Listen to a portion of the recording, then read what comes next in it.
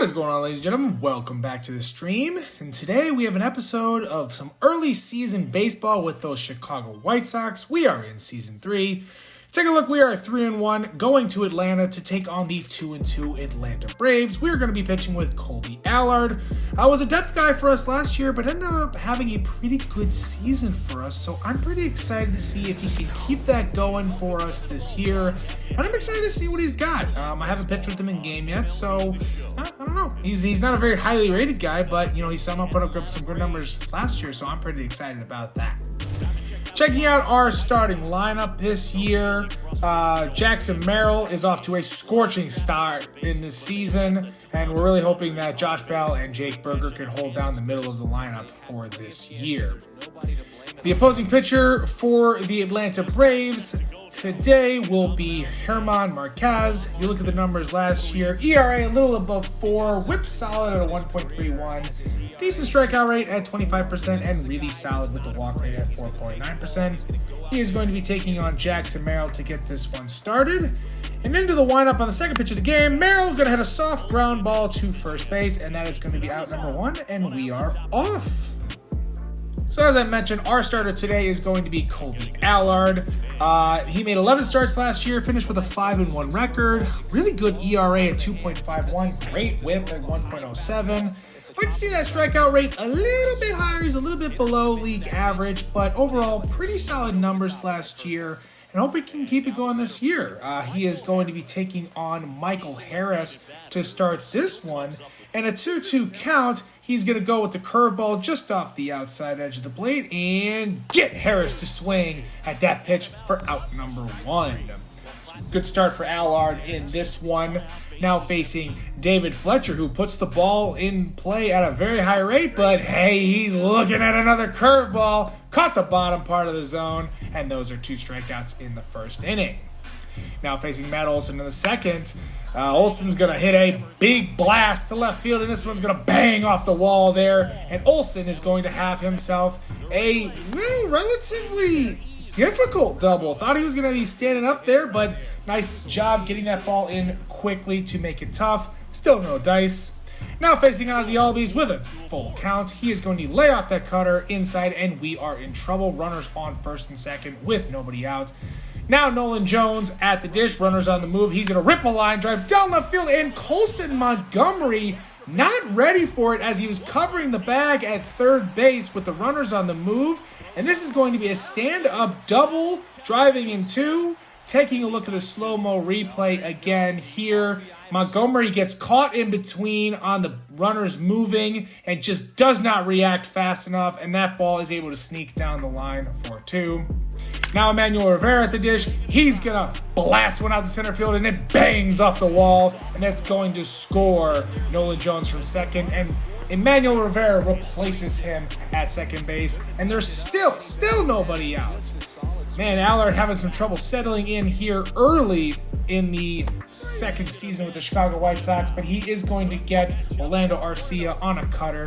Now facing Michael Harris second, who has a single to center field. That is going to drive in Emmanuel Rivera, and that is going to cap off a 4 spot in this second inning. Whew. Rough inning for Allard. Not a great start by him. Now at the dish, Colson Montgomery going to rip one to second base. Albies knocks it down and gets them at first base. But did he actually get him? White Sox manager not convinced. They're going to go to the replay booth and take another look at this one. Talk to New York and bringing up the replay. We're going to see this one was not close. Montgomery beat this one out with ease, and he will be at first base. Now Jackson Merrill, 2 batters later, is going to rip a line drive out into left center field. This one's going to bang off the top of the wall. Montgomery going to get on his horse, trying to score all the way from first base, and he is going to get there with ease, and we have a run on the board finally. Jackson Merrill continues his hot start to the season. Now Jose Rodriguez trying to keep the line moving. He is going to swing at a nice curveball by German Marquez, but not before Jackson Merrill is able to get in a run, and we get one back here to make it 4-1. First hitter in the bottom of the third. After that Outstanding AB where he's able to get an RBI. How about we see some defense from Jackson Merrill? Good jump on this fly ball and makes a great play in center field to show off the range. Really nice development if he can work on that defense and show out for us out there. Now Allard facing Albies. He's going to rip a line drive into the gap. Nobody's going to be able to get there. It's going to split the right fielder and center fielder, and he is going to have an easy stand-up double. And Allard is facing some ducks on the pond once again. Now with Nolan Jones at the plate, he's going to take this fastball and bloop it into left field. Spencer Jones coming on strong, trying to get that strong arm going and get him at the plate. No, he's going to be safe at the plate, and that is going to be run number 5 for Atlanta.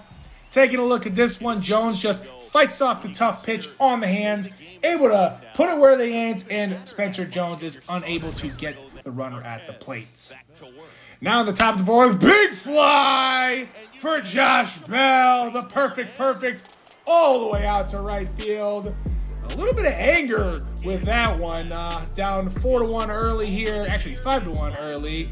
And Josh Bell is going to go 111 miles per hour off the bat for a total of 425 feet.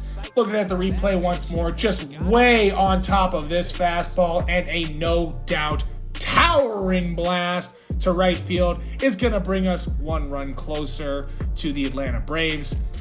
Now Jake Berger behind him says, anything you can do, I can do better. Anything you can do, I can do too.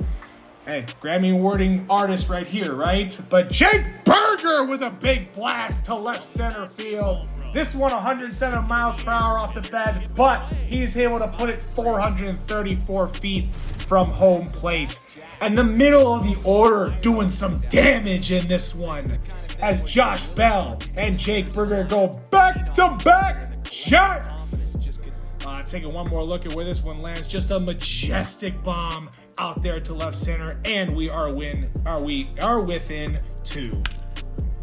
Now Spencer Jones to the dish. Orlando Arcia gonna knock it down, but he's unable to catch the speedy Spencer Jones at first base, so he will be scored a base hit there. Now with the first pitch of the next at-bat to Luis Campusano, he's off and running, and yeah, just good speed here from Spencer Jones to swipe this bag. As we check out the StatCast, the big lead was really the difference in this one. Good defense behind the plate with Sean Murphy, but Jones is able to swipe that one. Now with Colson Montgomery at the plate with a 1-2 count, he's going to rip a double down the line in left field, keeping it fair, and Jones is going to score easily, and it is now back to a 1-run ball game.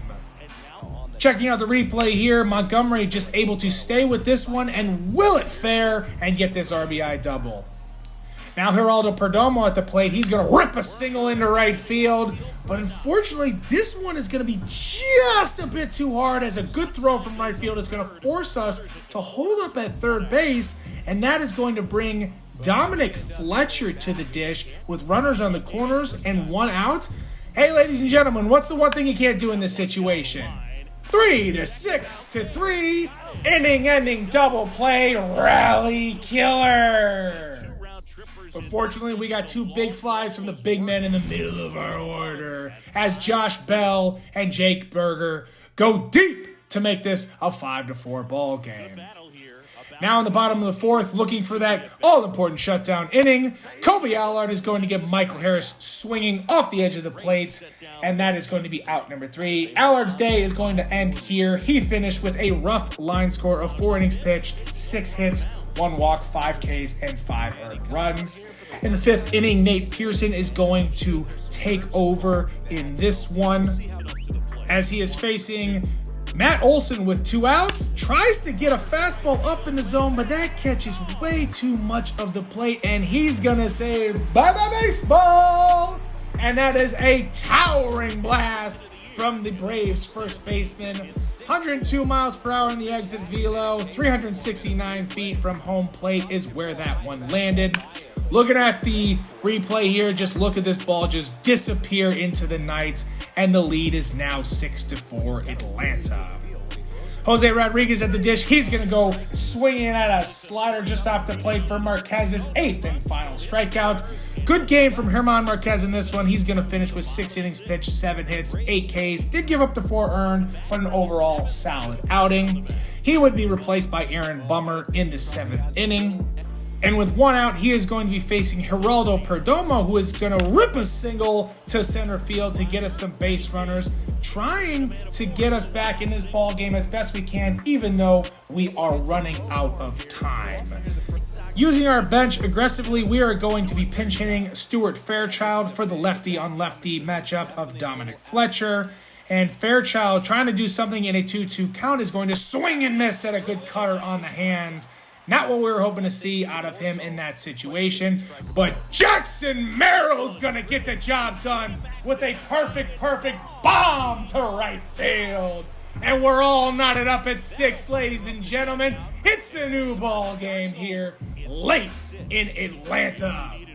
108 miles per hour exit velocity for a total distance of 384 feet. What a majestic bomb from the young budding superstar at the top of our lineup, number 1, Jackson Merrill. Checking out this replay, just all over that fastball. No doubt home run, and this one is all tied up, ladies and gentlemen. Now Bummer facing Jose Rodriguez. He's going to get him swinging at a singer low and outside. That would be his 3rd strikeout of the game, but not before Jackson Merrill is able to even it up at 6 late in this one. Oh boy, we got a good ball game on our hands.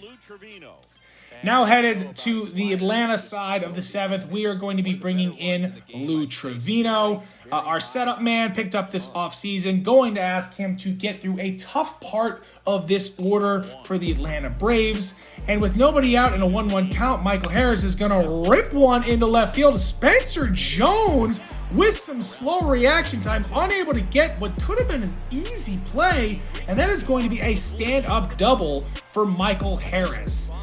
Oh boy, so they're threatening now, but Lou Trevino is going to get a light ground ball to first base, and that is going to be out number 1. Does move up the go-ahead run to third base, so the Braves are still looking pretty with the middle of their order here up to bat. We are going to play the numbers and walk Austin Riley intentionally to set up the double play, but unfortunately this means we have to face Matt Olson.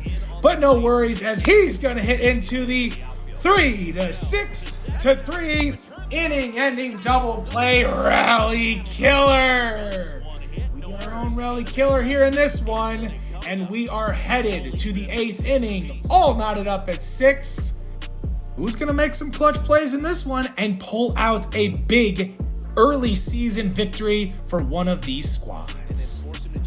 Fast forwarding to the bottom of the 9th, Jake Cousins now on the mound. He's going to leave a hanging slider to Michael Harris, who's going to rip that just past Stuart Fairchild in right field, and that is going to be another stand-up double for Michael Harris. In this one, he had himself a whale of a ball game, and we are going to have to dance through danger once again. Now facing David Fletcher. He's going to get this past Montgomery and into the hole. It's short. Perdomo tries to make the throw, but Fletcher beats it out, and they're on the corners with 2 outs, and big Austin Riley at the dish. Oh, this is a tough matchup, but Cousins is unfazed as he's going to induce a lazy fly ball, and Spencer Jones is going to be all over it. And ladies and gentlemen, we're all knotted up at 6 after 9. You know what that means? Free baseball! Free baseball for everyone. So we're going to be pinch hitting Colton Cowser for Stuart Fairchild with a righty on the mound. Starting with that runner on second base, Cowser is going to take a swing at this one. Soft grounder to second base, but hey, that's going to get the job done. Going to move the runner to third base with less than 2 outs. And it sets us up with B. Jackson Merrill. This one is going to be WTP, but it's going to get the job done and drive home that runner from third base to take the lead back from the Atlanta Braves as we lead 7-6 here in the 10th inning. So we make an interesting pitching decision here. Instead of going to our closer, Paul Sewald, we're going to go to Jared Schuster who had a pretty good season last year, and honestly, got 2 lefties coming up in this inning, so I'm going to try to play the numbers. And facing Matt Olson, well, he greets us with a little bit of disrespect. Spencer Jones again with a slow jump on this one, but Olson is able to sneak it above him and get the ground rule double. Taking a look at this one, Olson just stays with the slider off of the plate. Not great location. Schuster had a little bit of trouble locating in this one, and it got him into some troubles. Now facing Ozzie Albies, we are going to give the intentional base on balls to set up the double play because his run does not matter since the tying run has already crossed the dish. Now we're facing Nolan Jones, who's going to line the ball in right field. Kowser's all over it. Matt Olson tried to get aggressive, and that's not going to work, ladies and gentlemen. He's going to get gunned down at third base. Wow. Colton Kowser, who stayed in the game after pinch hitting, not really known for his arm strength, comes up with a sniper action with this one, teaming up with defensive replacement Liover Peguero, and really no shot for Matt Olson in this one. And we are looking to possibly work out of this jam. Now facing Emmanuel Rivera. Schuster still in there. This is going to be another seeing eye single as it gets past Perdomo. And with 2 outs and runners on first and second base, the Braves are still threatening. Now we are going to be making the decision to go to Paul Sewald, our closer. You see he's already 1-for-1 in saves opportunity this year, but this is not a save opportunity right now. We just need him to be a stud at the back end of our bullpen.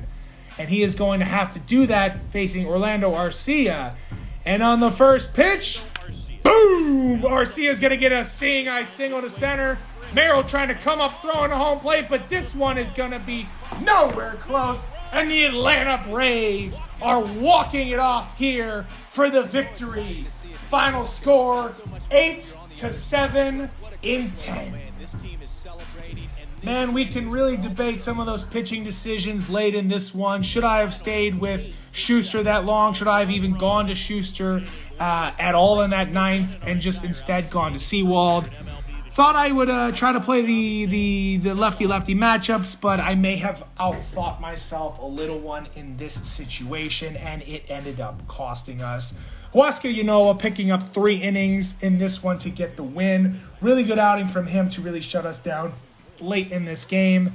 And unfortunately, we are unable to pull out this one. So anyways, that's all I got for you. I hope you enjoyed this gameplay. It was a very fun one. But in the meantime, between time, I hope y'all have a wonderful rest of your day. And I'm gone. Deuces.